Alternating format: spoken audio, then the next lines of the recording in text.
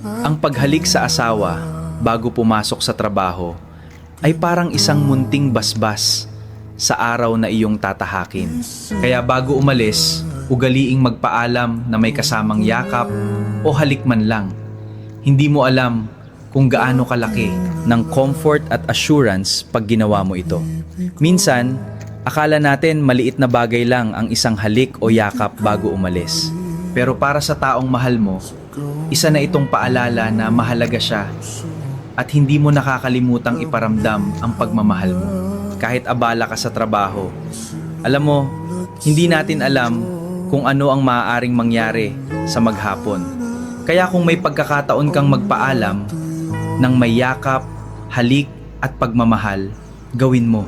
Huwag mo hayaan na ang huling alaala ninyo bago kayo maghiwalay ay tampuhan o pag-aaway. Tandaan mo, ang matatag na relasyon ay hindi lang nabubuo sa malalaking sorpresa. Mas tumitibay ito sa maliliit na bagay na ginagawa nyo araw-araw. Gaya ng isang yakap, isang halik, isang mag-iingat ka, at isang mahal kita.